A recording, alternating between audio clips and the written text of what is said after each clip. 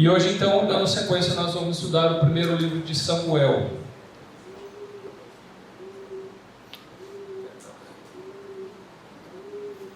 Nós estamos, então, na sequência dos livros do Antigo Testamento. Deixa eu só ver aqui. Ah, tá, ele está duplicando-se. Então, nós vamos estudar o primeiro livro de Samuel. Já oraram, né, pela nossa escola dominical, então nós vamos direto para a nossa aula, então. Lembrando o que aconteceu, né, realmente da forma como os nossos livros, os livros na nossa Bíblia protestante, foi colocada a sequência. Nós temos uma sequência histórica mesmo. Na primeira aula sobre essa série de estudos, eu tinha explicado para vocês que na Bíblia hebraica, na Bíblia dos judeus, eles têm uma outra ordem. E nesse caso, nessa ordem, o livro de Ruth estaria entre os escritos, lá nos livros finais, junto com Provérbios, com Salmos, com outros livros. E na Bíblia hebraica, o primeiro livro de Samuel é o primeiro livro dos profetas. Fica na categoria de profetas. Os livros de Samuel e os livros de Reis fazem parte do livro dos profetas. Depois de Samuel, Reis vai ter Isaías, Jeremias e todos aqueles outros profetas, mas eles são chamados de livros proféticos, tá? E aí nós vamos ver, porque o livro em si, a mensagem do livro é uma mensagem profética, né? E nós vamos então ver a história de Samuel. No final de Ruth, o que nós vimos? Começou a preparar as coisas para o livro de Reis. Por quê? Foi falado da descendência de Davi. Desculpa, começou a falar do livro de Samuel. Falou da descendência de Davi. A Ruth é a bisavó de Davi, né? Então, é isso que vai ser apresentado. E agora começa a história em Samuel, que é o final do período dos juízes e o início da monarquia. E é isso que nós vamos ver. Então, o fim da era dos juízes. Após o resgate do Egito e a aliança no Sinai, Israel deveria viver como um povo fiel na terra prometida. No entanto, a era dos juízes revelou um período de profundo caos moral e fragmentação tribal. O povo falhou em sua aliança. E aí então o livro de 1 de Samuel é a resposta estrutural a essa crise. A transição de um grupo disperso para um reino unificado, exigindo líderes sábios e fiéis. Então, é essa transição que vai acontecer. O livro de Samuel vai mostrar o fim do período dos juízes e o início então da monarquia. É essa história que ele mostra. Antes disso, só explicar uma coisa, até terminologia que eu já usei aqui, né? Os livros de Samuel, na verdade, 1º e 2º de Samuel, eles eram um único livro, e eles contam uma única história. Eles só foram divididos por questão de tamanho mesmo. Inclusive era por uma questão muito prática. Naquela época os livros eram escritos em pergaminhos, ou seja, em rolos, né? Ainda nessa época a maior parte dos pergaminhos eram feitos de... O pergaminho em si significa, né, pele de animal, que era tratado, trabalhado, preparado para depois escrever. E ele não tinha como ser muito longo. Eles juntavam peles e tudo mais, mas ainda assim, como era um material grande e pesado, você nunca podia ter um livro grande demais. Então ele era dividido. Então já muito cedo, num período, o livro foi dividido, assim como o Reis também é um único livro, que foi dividido em 2, mas eles são originalmente um único livro, tá? Então é por isso que normalmente às vezes nos estudos eles falam o livro de Samuel, às vezes é falado, o livro dos Reis, mas nós estamos acostumados na igreja a falar 1 de Samuel, 2 de Samuel, mas é importante entender que eles são uma história só. Só que aí nós vamos ver a parte dessa história de Samuel, que é o 1 de Samuel. E essa história vai do final do livro dos juízes, o início da monarquia, até a morte do primeiro rei, Saul. Aí o segundo livro de Samuel vai mostrar a transição entre o fim de Saul, porque quando Saul morre, o filho dele vai herdar o reino no lugar dele, o Isbosete. Só que daí o reino de Judá já toma Davi como rei, porque ele já era um líder reconhecido por muitos. E aí o início do segundo Samuel vai mostrar a transição até que Davi vira rei de todo Israel e ele estabelece o reino dele. E o segundo de Samuel vai até a morte de Davi. Não chega a mostrar a morte de Davi. Aí o começo do livro dos reis é que vai falar, o Davi está bem velho, ele está para morrer. Então, é basicamente isso os livros de Samuel. E então, primeiro de Samuel vai mostrar do fim dos juízes, o primeiro rei, até a morte desse primeiro rei, o conflito dele todo com Davi e tudo mais. Né? Saul, que é o primeiro rei. Então, os três pilares da história. Uma narrativa fascinante que entrelaça a história de três personagens centrais para guiar a nação. O primeiro é o Samuel, que o livro leva o nome dele, o profeta, o líder que transita Israel da era dos juízes para a era dos reis. O Samuel, ele era um sacerdote, ele era também um profeta, e isso que ele é uma das únicas figuras que parece ter as três funções de Cristo, que só Cristo tem. Porque ele não era rei, mas ele funcionava como o juiz de Israel naquela época, né? Então Samuel era esse líder, e inclusive quando a gente vai ler o capítulo 8, que é um ponto-chave do livro, que vai falar dessa questão de Samuel ser esse líder, né? Então Samuel é esse líder central, que ele vai até o capítulo 25. Capítulo 25 de 1 Samuel ele morre, né? Aí eu tenho Saul, o rei falho, o primeiro rei de Israel, mas ele é falho, ascensão ao poder, seguida por suas graves falhas e morte trágica. E Davi, o rei ungido, a surpreendente ascensão de um pastor insignificante, marcado pelo sucesso e pela paciência no deserto. Deus o escolhe, mas ele vai para o deserto, né? Porque ele vai viver sofrendo perseguição. Então nós vamos ver aí a história, e o livro começa com a história de Ana. Lembra, né? Uma história muito conhecida, e é muito bom a gente ter essa história no Dia das Mães, né?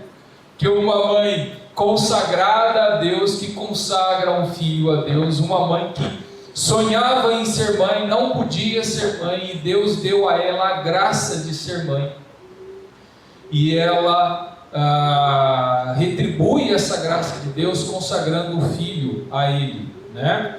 Então Ana, estéril e humilhada, recebe a graça de um filho. Em sua alegria ela canta um poema que introduz a tese de toda a história que se seguirá. Vamos lá para 1 Samuel capítulo 1. A gente vai tentar resumir aqui, né? Mas nós temos aqui a oração e o voto de Ana. Eu acho que o pessoal, a maioria pelo menos, lembra da história de Ana, né? Era uma mulher estéril, sofria, tinha a outra, ela era casada com o Eucana e tinha uma outra, o Eucana tinha uma outra esposa, tá? Só que a outra esposa, eu esqueci o nome da outra, cadê? A Penina, né? A Penina, ela tinha filhos, a Ana não tinha. Só que o Eucana amava demais a Ana. E ele até chega uma hora e fala assim: puxa, por que você está triste? Não sou eu melhor do que 7 filhos para você? Tipo, ele fazia de tudo para ela, né? Ele era um marido muito amoroso e muito dedicado, mas ainda assim, é importante entender, naquela cultura, havia-se a função da mulher na vida é gerar filhos. Era muito forte essa visão. A honra de uma mulher é ter filhos.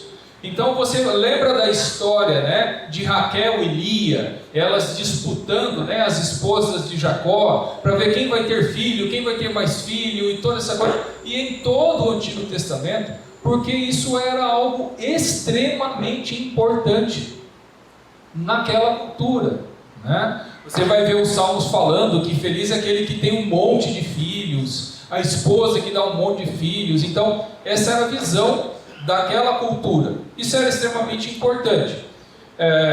E aí a Penina deixava a Ana irritada e tudo mais, né?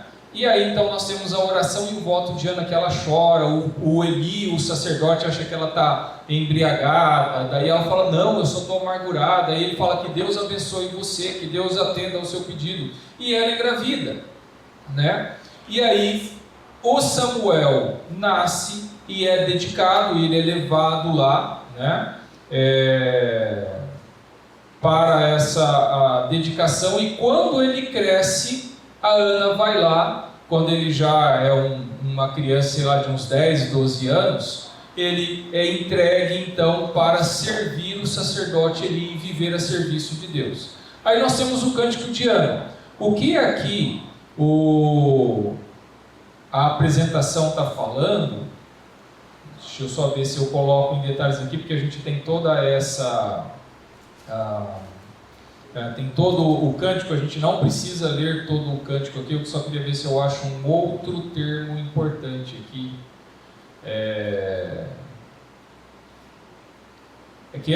Isso. 1 Samuel capítulo 2, o cântico de Ana. Vamos só ler os 2 primeiros versículos. Então Ana orou ao Senhor: o meu coração exulta no Senhor, a minha força está exaltada no Senhor, a minha boca se ri dos meus inimigos, porque me alegro na tua salvação. Ninguém é santo como o Senhor, porque não há outro além de ti, e não há rocha como o nosso Deus. Então ela fala, não há rocha como o nosso Deus. Agora outro ponto extremamente importante é o final, de como ela vai falar pelo seguinte, versículo 10. O Senhor destrói os seus inimigos, dos céus troveja contra eles. O Senhor julga as extremidades da terra, dá força ao seu rei e exalta o poder do seu ungido. Ainda não tem rei. E a Ana já está falando de rei. Ainda não tem um ungido. E a Ana já está falando de ungido. O livro ele está preparado e ele está preparando esse cântico de Ana, é uma preparação para o que vai acontecer. E é interessante, eu só li o versículo 2 lá que fala que Deus é minha rocha, porque o fechamento do livro de Samuel é um cântico de Davi. E o cântico de Davi vai repetir exatamente os mesmos temas. O Senhor abençoa o seu rei, o Senhor abençoa o seu ungido, o Senhor é a minha rocha, todo o mesmo vocabulário, toda a mesma terminologia fecha o livro de Samuel, o segundo livro de Samuel. Então, a oração de Ana e o cântico de Davi, eles são esse quadro que fecha toda a história. A oração de Ana prepara, nós vamos falar sobre um rei, nós vamos falar sobre um ungido, nós vamos ver como Deus, que é a nossa rocha, que nos sustenta, vai fazer ao longo da história o plano dele acontecer através do seu ungido. E lá no final Davi confirma isso. Então nós temos esse frame na história aqui de Samuel. Mas olha só, que é aqui que eles falam também, né? Ela canta um poema que introduz a tese de toda a história que se seguirá, né? E inclusive pelo seguinte, você vai ver exatamente esse ponto que Ana vai falar. Deus exaltou a pessoa humilde e humilhou aqueles que se exaltavam. E essa foi a experiência da Ana. A Penina falava, eu sou abençoada por Deus, eu tenho muitos filhos. Você é uma amaldiçoada por Deus. Você é uma mulher maldita, porque você não tem filhos. E infelizmente era essa a visão na época. Uma mulher que não tinha filhos era porque ela era amaldiçoada, porque ela não era uma mulher boa, qualquer coisa assim. Então era isso por isso que ficava, Deus, eu vou viver essa humilhação por quanto tempo, né? Quando ela tem, apesar de ser estéril, tem filho, Deus mostra, não, eu estou com você, você não é uma mulher amaldiçoada, né? Mas ela, humilde, sofrendo, agora ela é exaltada. E é isso que nós vamos ver ao longo dessa história. Então, o rei orgulhoso será humilhado e o pastor humilde será exaltado. É isso que vai acontecer. E Deus vai fazer essa história acontecer. Esse é o plano dele, né? Apesar das tragédias e do mal humano, Deus trabalha silenciosamente seus propósitos na história, preparando um rei ungido para o seu povo. Então é isso que o livro de Samuel, o primeiro de Samuel, vai nos mostrar. Nos capítulos 4 a 6, a gente vai ter a história de que Os filisteus vêm para uma guerra contra o povo de Israel. E o povo de Israel faz uma besteira muito grande. Porque o que vai acontecer? Quando os filisteus vão atacar, o povo de Israel pensa o seguinte: é igual nós presbiterianos. Já que eu sou presbiteriano, já que eu fui batizado, eu vou na igreja, eu já estou salvo. Não preciso fazer mais nada. Então é isso. Eu posso viver do jeito que eu quiser, porque eu já estou salvo. Se eu vou na igreja, até do dízimo, então eu já estou salvo. Eu estou com a minha passagem garantida para o céu. Não tem nada que eu possa fazer que não me deixe ir para o céu. É isso que o pessoal aqui pensou. Então eles falaram o seguinte: eu não preciso clamar a Deus, eu não preciso buscar a Deus, eu não preciso viver em comunhão com Deus. Eu só preciso da arca, que é o símbolo da presença de Deus, para ir lá na frente do exército para a gente ter vitória. O pessoal começa a usar Deus como um amuleto. E esse é nossa primeira advertência. Talvez a gente usar a nossa vida religiosa como um amuleto. Se eu faço o sacrifício de ir na igreja, se eu faço o sacrifício de ler a Bíblia, se eu faço o sacrifício de fazer uma oraçãozinha, eu já fiz a minha parte, já fiz a manutenção semanal da minha garantia de salvação, eu não preciso fazer mais nada. Agora deixa eu viver minha vida. É mais ou menos isso que o pessoal está vivendo. Ainda no período dos juízes, tipo, como é que a gente faz? Leva a arca lá, que é a presença de Deus, está tudo bem, né? Então, os israelitas, em arrogância, usam a arca da aliança como um troféu mágico para vencer batalhas contra os filisteus. E Deus permite a derrota, e inclusive permite que os filisteus roubem a arca. Olha o absurdo! Em outros momentos na Bíblia, se alguém toca na arca, morre. Mas Deus permite que os filisteus peguem a arca e levem embora, né? Aí eles levam até o templo de Dagon, que é o deus deles, né? Só que os filisteus colocam a arca junto ao deus Dagon. O deus de Israel humilha os filisteus, derrotando o ídolo e enviando pragas. No dia seguinte, Dagon está quebrado, com a cabeça no chão e tudo. Depois eles vão ver que onde a arca para, os filisteus têm praga de tudo quanto é jeito, até eles perceberem que é melhor a gente se livrar dessa arca, né? Aí o retorno, os filisteus desesperados devolvem a arca. Mas em tudo isso, Deus vai tratando o povo, né? Você vai ver da história, ali era o sacerdote Eli. Lembram da história do sacerdote Eli? Ele tinha 2 filhos, o Hofni e o Finéias, que eram extremamente corruptos, pervertiam os sacrifícios. A gordura era para ser queimada para Deus. Eles chegavam e falavam assim: não, dá a gordura aí. Daí a pessoa que estava oferecendo: não, senhor sacerdote, isso daqui tem que ser queimado ao Senhor. Aí até o servente do sacerdote fala assim: não, eu quero para mim a gordura. Não, isso é para o Senhor. Se você não me der, eu vou arrancar a força, mas eu quero a gordura para mim.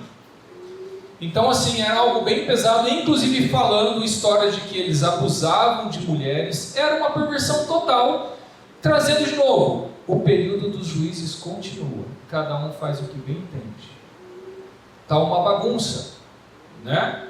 E Deus começa a usar o Samuel para falar. Daí Deus fala, né? Lembra? Fala, Senhor, que teu servo ouve, né? Aí até o Eli perceber, Deus está falando com você, menino, e tudo mais. Aí quando vem a profecia, fala assim: ó, Eli, eu vou acabar com a sua casa, porque seus filhos fazem tudo isso e você não faz nada. Aí deixa eu abrir um parênteses aqui, né? Agora o lado negativo do dia das mães aqui, né? Agora é para mães e pais. Que infelizmente esse é um padrão que a gente tem na Bíblia.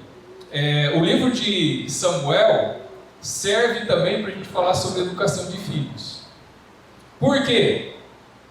Deus fala para Eli: você não repreende os seus filhos. Você tem um texto lá que o Eli está falando assim: ah, meus filhos, não é boa a fama que eu tenho ouvido de vocês. Não façam isso, porque senão o Senhor vai se irar contra vocês. Mas é aquele pai que está, como acontece muito hoje, né?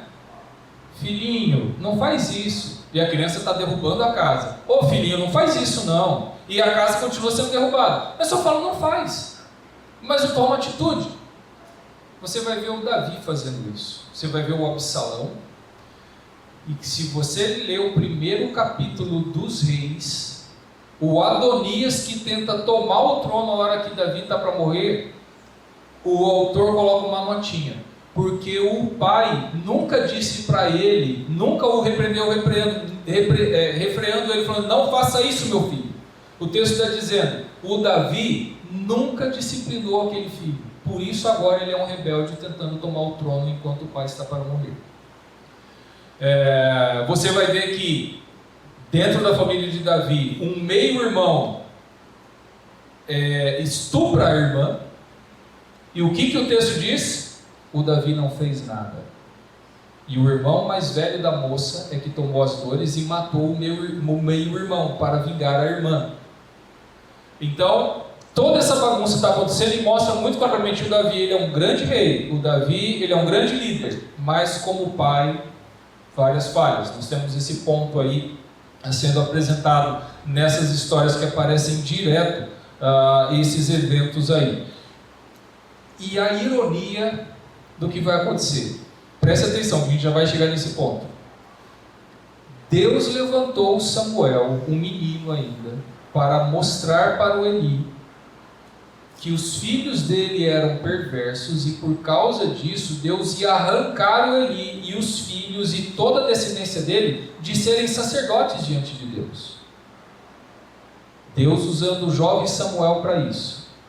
Olha a ironia e a coisa trágica dessa história.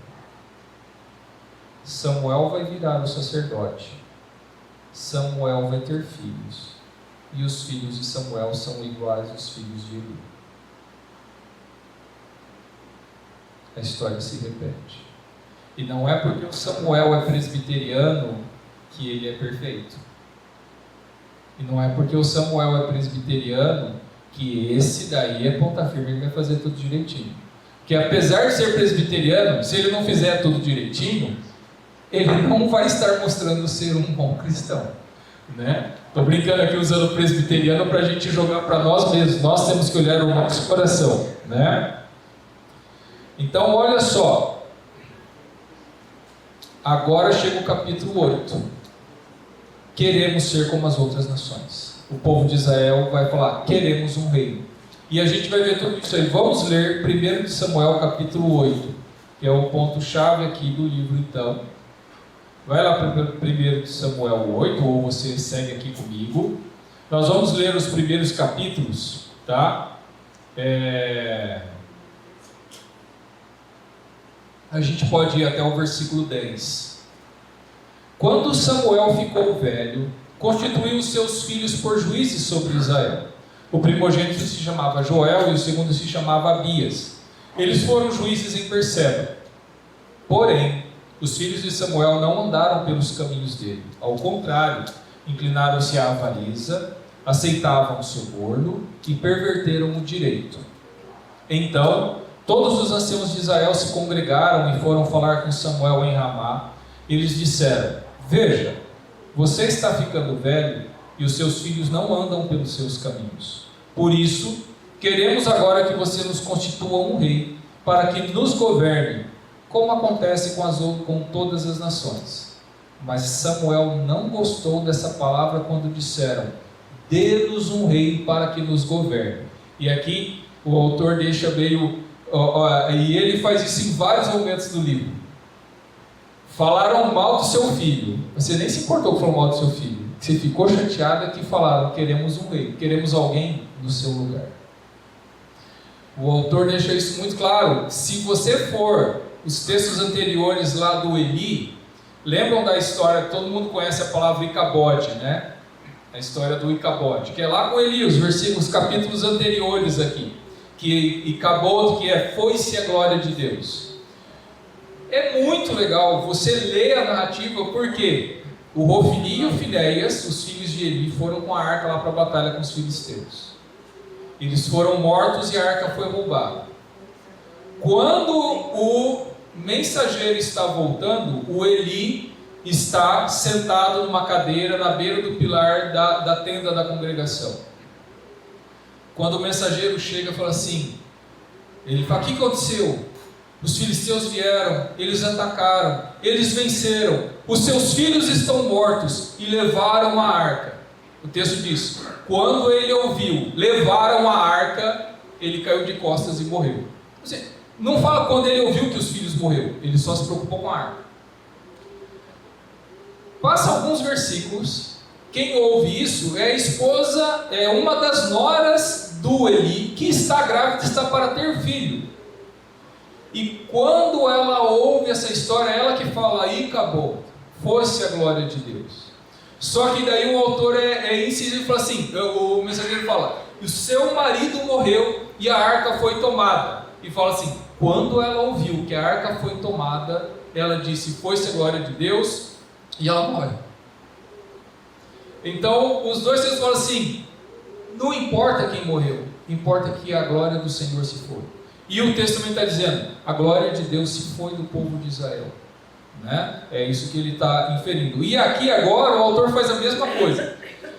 O Samuel não gostou, mas não é que gostou de falar, seus filhos não prestam, que para qualquer pai, imagina, né? Você ouvir alguém falar isso do seu filho, né? Ou dos seus filhos. Mas queremos um rei. E o problema é o seguinte, quem está reinando agora? Não tem rei nenhum, mas Samuel é o juiz. Inclusive o texto vai dizer, antes fala que ele está em Ramá, porque ele fazia todo um percurso para julgar Israel. Isso já foi contado anteriormente. Então ele não gostou, mas então, versículo 6 ainda, ele orou ao Senhor, e o Senhor disse a Samuel, agora olha só, a partir do versículo 7, atende a voz do povo em tudo que lhe pedem, porque não foi a você que rejeitaram, mas sim a mim, para que eu não reine sobre eles, segundo todas as obras que fizeram desde o dia em que os tirei do Egito até hoje, pois me deixaram servir outros deuses, assim também estão fazendo com você. Deus não nega que estão fazendo com ele, no sentido de que ele é o líder e querem um outro líder. Inclusive esse é o argumento deles. Você está para morrer e seus filhos estão para ficar no seu lugar. Então nós não queremos, né? É isso que está acontecendo.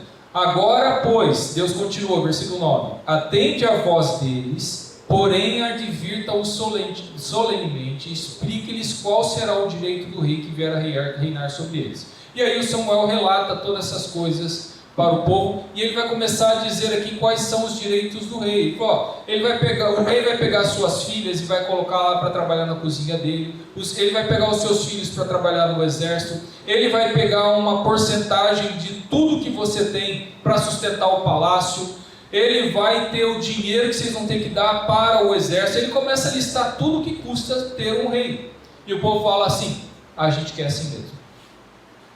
Então tá bom. Aí aqui alguns pensam o seguinte, é um ponto importante de nós pensarmos. Alguns falam, olha, o povo de Israel pediu um rei, mas não era para eles terem um rei, porque Deus é o rei deles. Sim e não. Deus sim é o rei deles, eles devem ter Deus como rei, mas não quer dizer que Israel não deveria ter monarquia. Deus já havia planejado a monarquia de Israel e era para eles terem um rei, mas na hora certa, pela motivação certa, a partir de Deus que é o rei, quando ele disser, eu quero um representante meu na terra, um rei que vai ser o meu representante para governar vocês. E isso é o Salmo 2, né? Leia o Salmo 2, fala assim, meu filho, né? Pede-me, eu te darei os povos como herança e tudo mais. Que aí sim depois em Israel foi desenvolvido isso, de que o rei, ele era apenas como um filho de Deus, ou um representante de Deus para governar. Por que nós sabemos que Deus já havia planejado a monarquia? Porque a monarquia está prevista em Deuteronômio capítulo 17. Lá na lei, Deus já está falando, quando vocês estiverem na terra, e quando vocês tiverem um rei, o rei tem que ser assim. Inclusive está dizendo, o rei tem que ter uma cópia da lei com ele, e ele tem que ler a lei, né, de Deus. Então a monarquia tinha que existir, já era plano de Deus. O problema são as motivações erradas do povo. E eles falam, nós queremos um rei igual aos outros reis das outras nações, nós queremos ser igual às outras nações. Eles não podiam querer ser igual às outras nações. Sabe por quê? A maioria dos reis das outras nações, os reis eram deuses. No Egito, todo faraó, ele era um deus. E em várias outras nações, era essa ideia de que o rei, ele sim era o representante, mas ele era uma figura divina, a esse ponto, né? E a motivação está errada. Esse é o problema aqui. O povo está com a motivação errada. Tudo bem. Aí vai seguir a história e o que vai acontecer aqui, né? Então a exigência, os israelitas veem o profeta Samuel envelhecer, exigem um rei para serem como todos os outros povos. A falha. A exigência reflete motivos errados, busca por status, assimilação cultural e rejeição da liderança direta de Deus. Porque eles estavam assim, todos os outros povos têm um rei, têm um líder central, a gente não tem, a gente quer ser igual a eles. A motivação está errada. A resposta de Deus é, se é um rei que eles querem, então lhes dê um. E aí Deus vai dar para eles o rei que eles pediram. A gente quer um rei igual aos outros.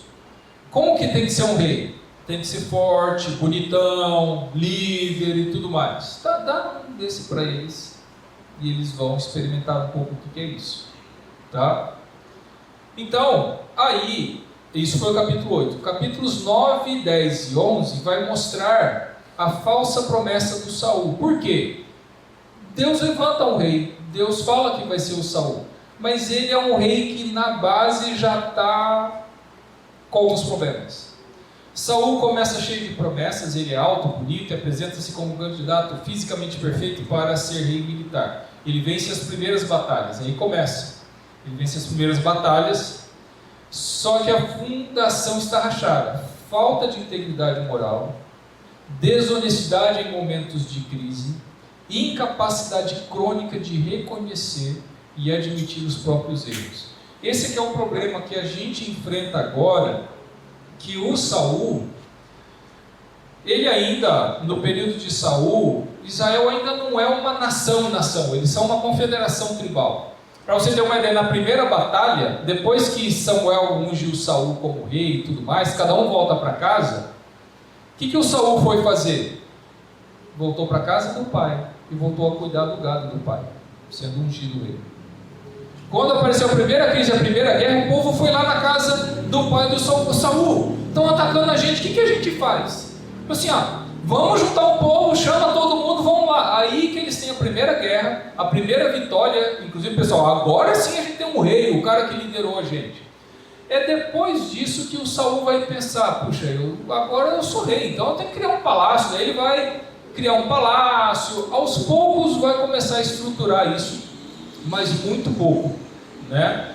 A gente não tem tempo de falar de alguns detalhes aqui, geográficos também e estruturais do povo de Israel naquela época. Mas aqui que eu acho que chega um ponto crucial da história de Saul, os capítulos 13 a 15.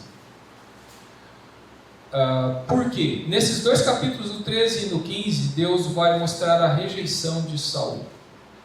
Tá?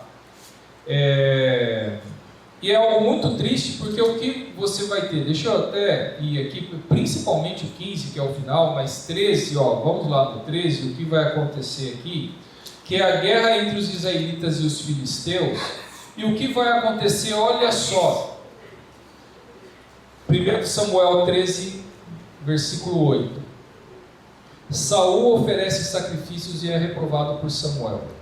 Samuel é o sacerdote, Saul ele é apenas um rei e ele nem sequer é levita, ele é da tribo de Benjamim. O Samuel tinha falado para ele, você me espera, não vai para a guerra até eu chegar e consultar o Senhor, fazer um sacrifício, pedir a direção de Deus para a guerra.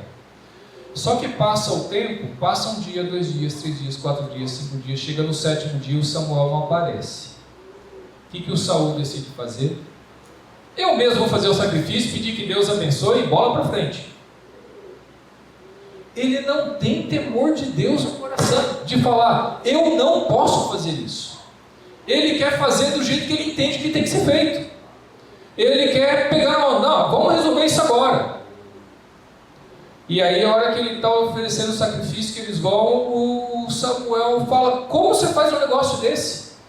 E daí, nisso, o Samuel já fala: Deus rejeitou você como rei. Você falhou. Só que já dá uma primeira chamada: você falhou. Então, esse é o primeiro episódio que mostra o coração de Saul. E ele também faz besteira. Ele, na batalha, ele convoca o exército a fazer um jejum. Agora é o crente que não entende nada e está querendo dar uma de crente. Então, para agradar a Deus, vamos fazer um jejum. Deus vai, olha que legal, o cara está fazendo um jejum, começou a ficar mais crente agora. Ele convoca um jejum. O filho dele, o Jonas, fala: como assim? Um jejum? O povo está precisando comer para ter força para guerrear, vai fazer jejum, né? Inclusive, o Saul ia matar o próprio filho, porque o filho, sem saber do voto, tinha comido mel e tudo mais. E foi o povo, os soldados, que defenderam o Jonas. E falaram assim: não, parou, você não vai matar ele, você não vai matar o seu próprio filho, não, né? Então fica essa bagunça. O Saul fez um voto diante de Deus de que se alguém comesse ele ia matar. E ele, com a força do povo, ele acaba não matando porque é o próprio filho. Está bagunçado o negócio. E o que está acontecendo aqui com o Saul é exatamente o contraponto do livro de Juízes, que também não é fórmula mágica. Qual era a fórmula no livro de Juízes que 4 vezes se repete a partir do capítulo 17? Naquela época não havia rei em Israel, cada um fazia o que bem entendia. Agora Deus está ensinando o povo, fala assim: também não adianta ter um rei se esse rei não está entregue a mim. Continua sendo uma bagunça. A mágica, o amuleto mágico não é simplesmente ter um rei como as outras nações têm. Vocês precisam ter um rei que está dedicado a mim, fiel a mim, entregue a mim. Então, Deus escolhe Saul e usa Saul para ensinar o povo de Israel de que não é a fórmula mágica de coloca qualquer rei aí, o que importa é ter um rei, como os outros têm. Não é essa a solução. O que vocês precisam é que eu seja o rei de vocês através de alguém que tenha o coração segundo os meus princípios. E é isso que o livro está nos ensinando aqui. Então, o Saul faz um monte de besteira, e o pior é o capítulo 13, que é a rejeição final dele. Desculpa, capítulo 15, né? A rejeição final dele. A desobediência de Saul é a sua rejeição, né? Inclusive aqui, Samuel disse a Saul: deixa eu ver se eu resumo aqui, até para falar para vocês, porque aconteceu o seguinte aqui. Inclusive, não sei quem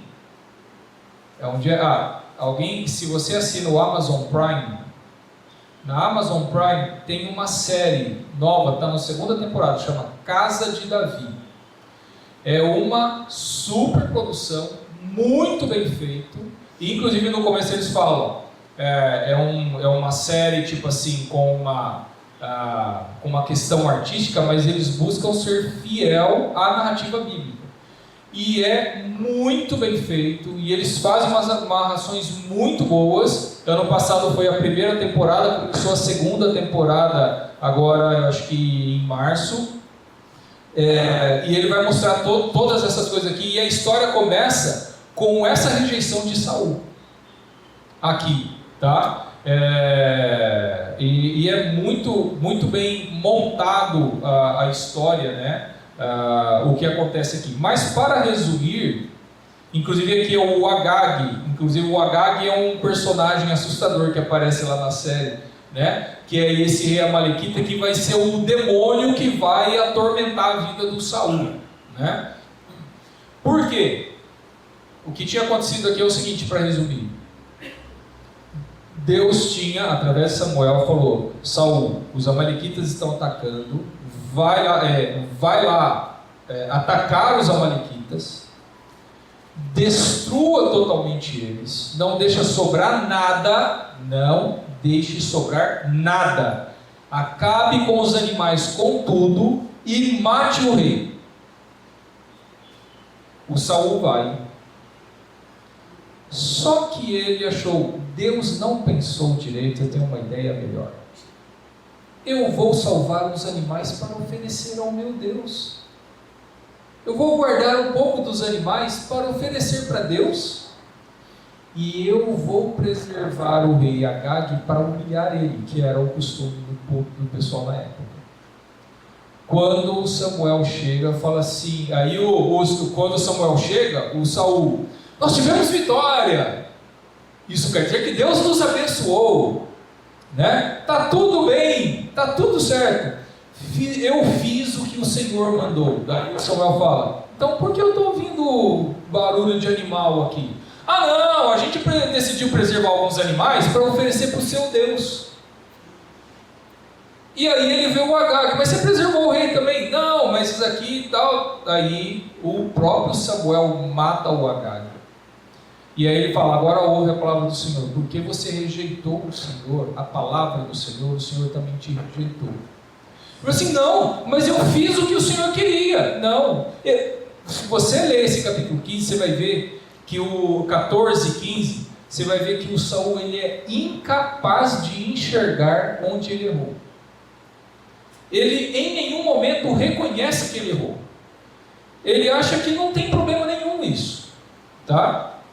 Só que daí depois ele até fala assim, olha Samuel, tá bom, aconteceu isso daí, vamos embora e tipo assim, você pode me acompanhar, né? Porque agora a gente tem que voltar para o povo e falar, nós somos vitoriosos. Samuel falou assim, não, eu não vou com você. E o Samuel ainda era uma figura importante, ele queria o status do Samuel, tipo, estou apoiando aqui o rei, e tal, eu não vou com você. Aí quando o Samuel está indo embora, ele agarra na roupa de Samuel e rasga, fala assim, o Senhor rasgou o reino da sua mão, vai arrancar o reino, daí ele profetiza isso daí. É isso que está acontecendo aqui na história, né? É uma história terrível. Você tem que ver exatamente esse ponto. O Saul não enxerga os seus erros, e essa que é a grande diferença. Como não vai dar tempo da gente falar muita coisa aqui, estou me estendendo demais. Algumas pessoas questionam assim, inclusive até alguns teólogos, o Walter Brueggemann, que é um teólogo super famoso, ele fala assim, né, na interpretação dele, o Saul ficou só com a maldição de Deus, e Davi só com a bênção de Deus. O Saul é uma pobre figura que sofreu nas mãos de Deus. Tadinho do Saul, né? Mas essa que é a diferença, porque qual é o argumento do pessoal avisando o pessoal? O que o Saul fez de errado? Ele deixou de matar um rei e preservou alguns animaizinhos. Ele fez uns votos impensados, ele ofereceu um sacrifício a Deus, mas ele estava tentando agradar a Deus. Vamos comparar com o Davi? O cara cometeu adultério, assassinou o marido da mulher com que ele cometeu adultério, matou mais um monte de gente inocente quando ele estava tentando ganhar o favor dos filisteus. Esse cara fez um monte de coisa. E por que o Davi é o queridinho de Deus e o Saul recebe a maldição de Deus? Tadinho do Saul. Mas a questão é que o Davi faz o que faz e se arrepende. O Saul faz o que faz e acha que está tudo certo, que ele não fez nada de errado. Ele não tem o coração nos princípios de Deus. Esse é o grande problema. E quem levou o povo aos caminhos de Deus foi o Davi, apesar dos erros dele, né? Centralizar o culto e tudo mais, tantas outras coisas. Espera aí, o Alves está querendo abrir aqui, mas não é esse o ponto. Espera aí. Vamos voltar aqui.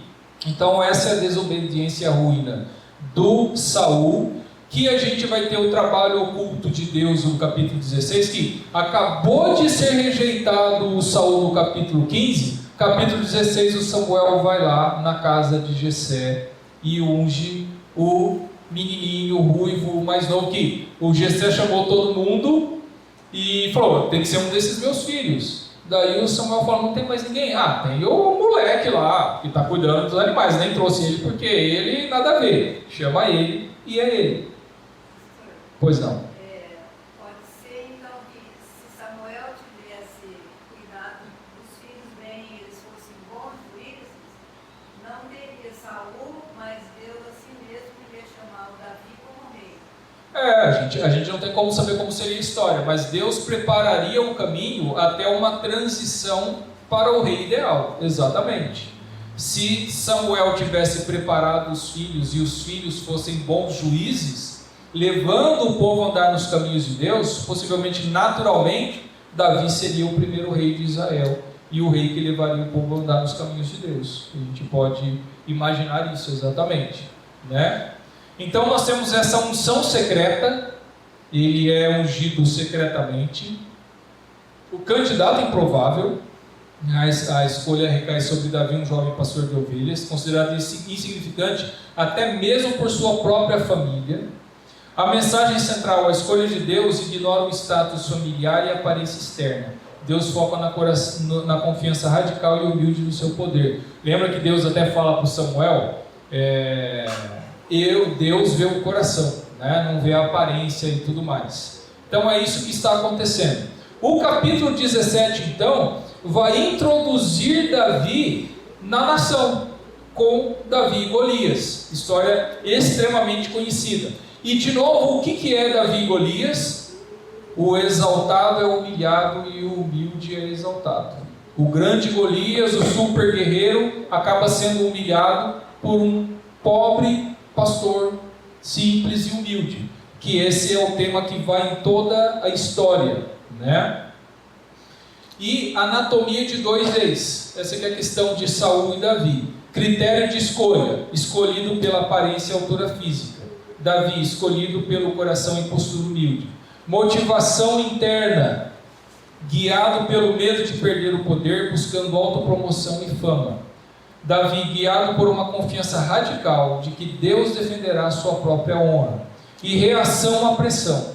Não admite erros, enlouquece com a inveja e persegue seus aliados. E Davi o tempo todo é submisso ao tempo de Deus, confia no deserto e protege até mesmo seus inimigos. Aqui, que nós temos os capítulos 18 a 30, que é a maior parte do livro, que é o quê?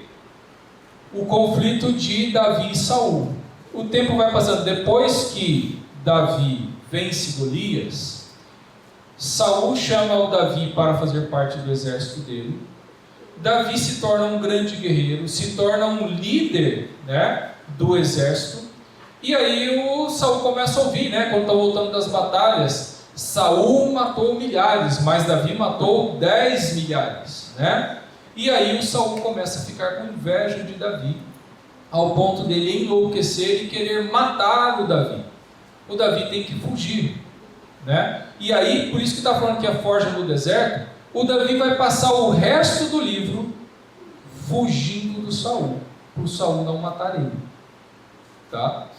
E é nisso que Deus vai tratando na vida dele. Inclusive, é nesse período de deserto que nós temos vários dos salmos de Davi que estão no livro dos Salmos, dele sofrendo, angustiado, né? Lá, Salmo 42, porque estás abatido, ó minha alma, porque te perturbas dentro de mim, espere em Deus, pois ainda o louvarei, né? Ele fala, eu lembro de quando eu andava com a multidão em procissão até a casa de Deus, multidão em festa. Ele fala isso no Salmo 42. Ele fala, quando é que eu vou voltar para lá? Porque eu queria voltar lá para o tabernáculo, né? Poder ir lá diante da presença de Deus, oferecer sacrifícios. E você tem vários outros textos, vários outros salmos desse período do deserto. E a gente vê de novo esse padrão, né? Olha só, Moisés, quando chegou aos 40 anos, ele achou, eu posso ser uma bênção, eu posso ajudar os meus irmãos hebreus, só que ele acaba fazendo uma besteira, mata um egípcio e tem que fugir. Ele vai passar 40 anos no deserto, até ele ficar humilde, trabalhado por Deus, depois de passar por todo esse tempo como antes um príncipe do Egito vira apenas um pastor de ovelha, aí com 80 anos de idade, agora que ele se esvaziou totalmente, Deus fala, agora você pode vir. Agora eu já estou velho, eu já estou cansado, eu já não sei falar direito. é agora que você está pronto, vem. E você tem o José, que Deus dá os sonhos para ele e tudo mais. Quando ele tem esse sonho maravilhoso, ele vai para o deserto. Ele é maltratado pelos irmãos, e ele, de repente, ele chega no Egito, começa a ser promovido, vai para a cadeia. Passa mais 2 anos na cadeia, né? As pessoas esquecem dele.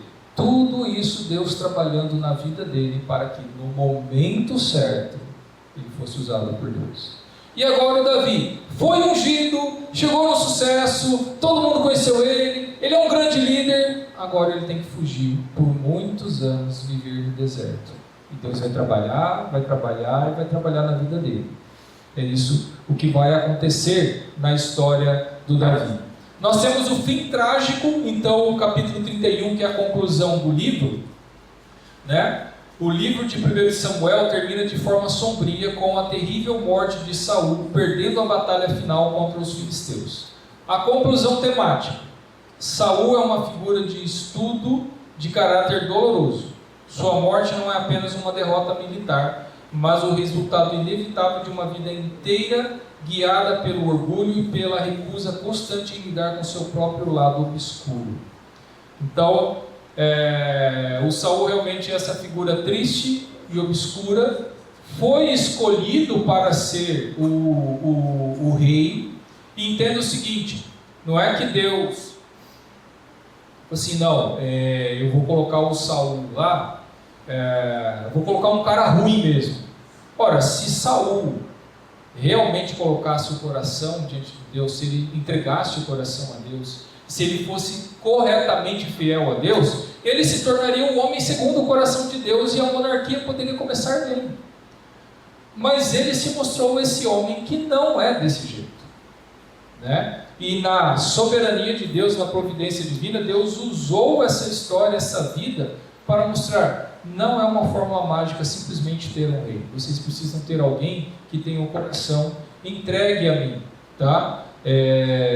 Então, 1 Samuel, o fio condutor da história, né? 1 Samuel não é uma mera crônica militar, é um estudo profundo de caráter humano e soberania divina.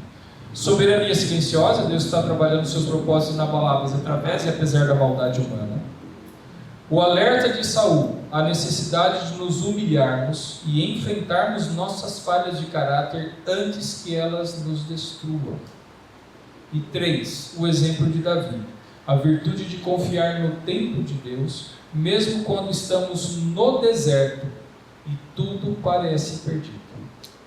Então, queria colocar aqui lições profundas a gente já tem para nós pensarmos aqui. E o que eu queria chamar a atenção de nós entendermos, reforçar essa ideia, é que às vezes, pensando aqui na nossa série de estudos do Antigo Testamento, estudando cada livro do Antigo Testamento, às vezes, se você chega no livro de Samuel e fala assim: é um livro de história que vai contar o que aconteceu com o povo de Israel. Sim, é um livro de história que conta o que aconteceu, mas essa história, ela tem uma mensagem teológica, ela tem uma mensagem de Deus para as nossas vidas, e nós precisamos perceber todas as nuances dessa mensagem de Deus para as nossas vidas. Não é simplesmente: eu entendi agora como é que começou a monarquia em Israel. Sim, você pode entender, mas esse não é o foco, te dar dados históricos para você saber historicamente o que aconteceu. Isso é só a base, mas o livro, ele é pesadamente teológico e tem uma mensagem profunda para nós. Segundo Samuel, 1 Reis, 2 Reis, todos, porque é a palavra de Deus e ela é profunda.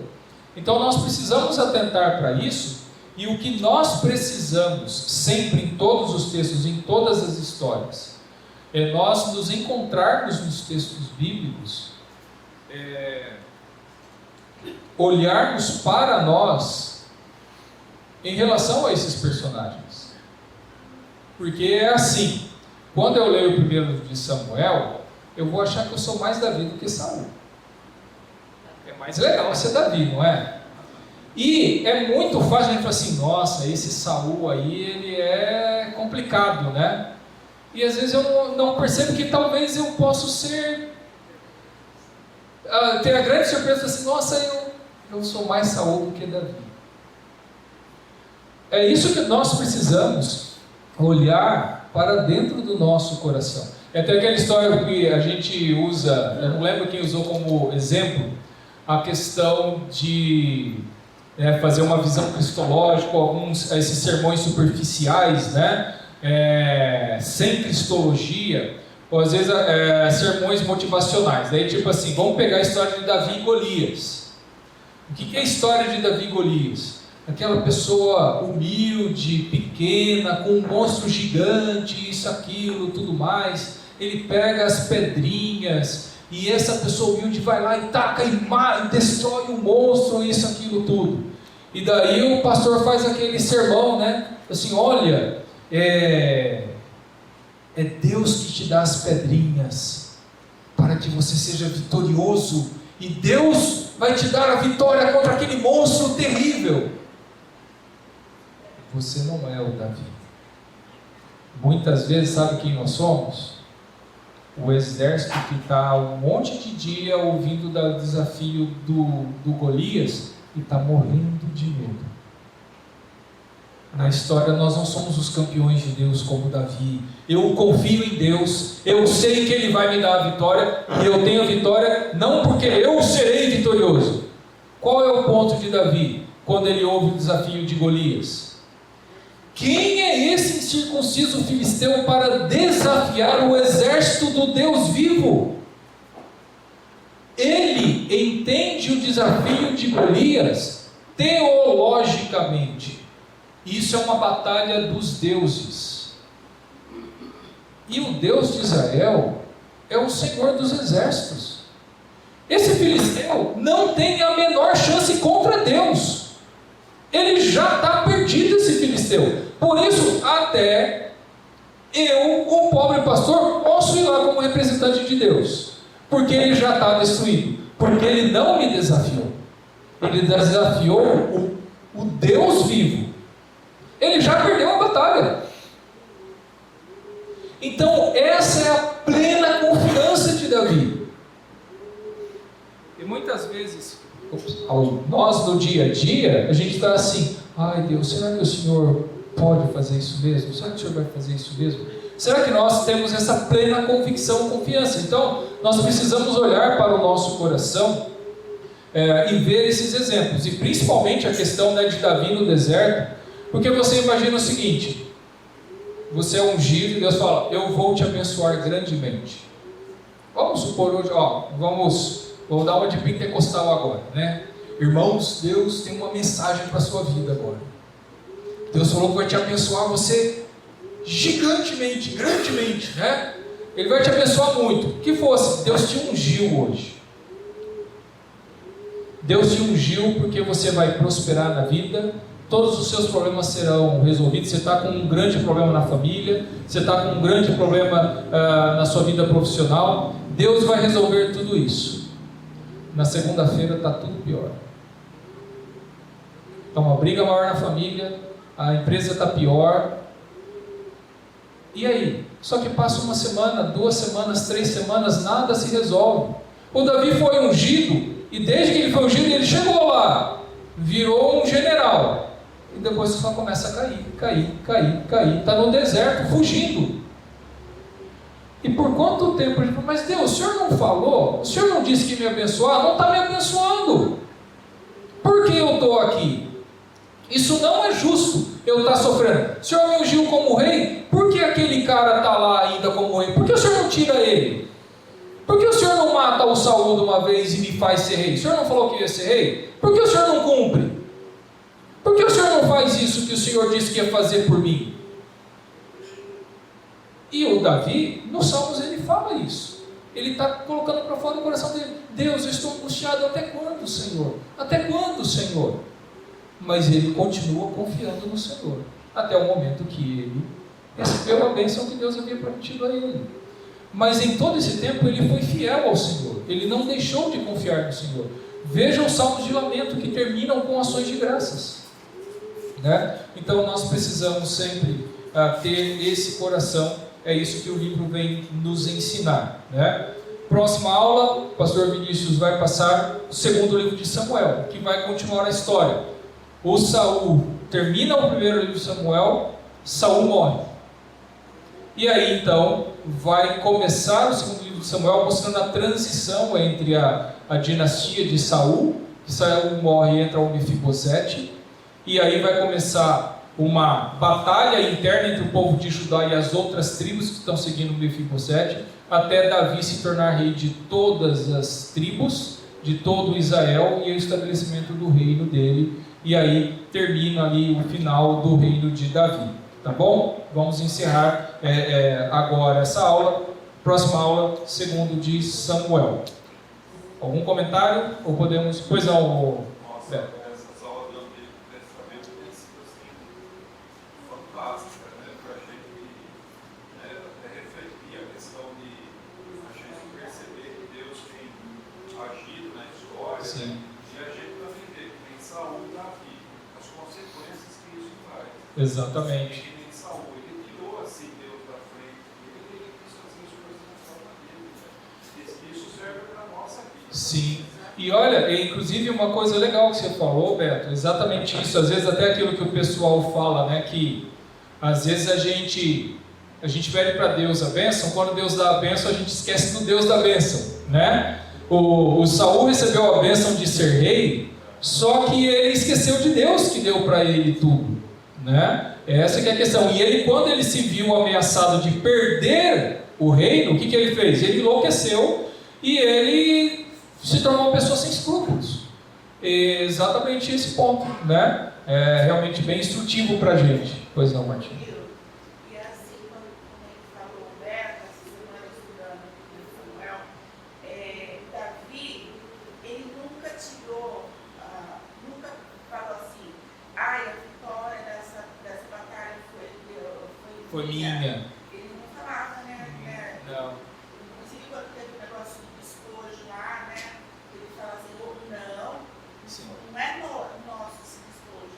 Sim. Todo mundo, porque Deus deu a vitória. Exatamente. E outra, ele teve várias chances de matar Saul, e não matou. Exatamente. As duas vezes que ele tem chance, eu passei com ele, a gente não teve chance, né? Mas 2 vezes ele teve chance de matar o Saul. E, inclusive, os colegas dele, né, os generais dele, falaram assim, e olha só, nossa, desculpa, eu vou ter que falar mais 3 minutos pelo menos, me aguentei mais 3 minutos. Porque o que é legal, quando o Saul entra na caverna para aliviar o ventre lá, né, o que os amigos do Davi falam, os soldados dele? Deus entregou o seu inimigo nas suas mãos. É a sua chance. Deus te deu essa oportunidade. Só que o Davi é tão sábio, falou assim, eu não toco no ungido do Senhor. Deus é que vai fazer. Eu não vou fazer justiça com as minhas próprias mãos. A vingança pertence ao Senhor. Eu não vou fazer com as minhas próprias mãos. E ele vê esse princípio. Apesar de eu ter sido ungido, ele continua sendo o rei de Israel. Eu não vou quebrar isso. Eu não vou fazer isso eu mesmo. Né? Muito bem, esse ponto. Muito, e é isso que mostra um homem segundo o coração de Deus. Entendeu? Exatamente. Começou bem, né? Sim. Depois ele deu umas falhadas. Sorte que foi só o Davi. A gente não, né? Só o Davi faz isso. Eu escrevi com o pastor Vinícius assim, por semana. Quanto mais eu estou estudando o Novo Testamento com vocês, eu estou vendo o tamanho que eu tenho. A pulga da poeira lá. E eu sou o carrapato da pulga, lá na poeira. Então a gente é assim, certo? Então né? Aquele que falou, o cocô do cavalo do bandido, né? Que o pessoal fala, né? É nesse sentido. É para a gente realmente ver o tamanho da graça de Deus sobre nós, né? Vamos orar?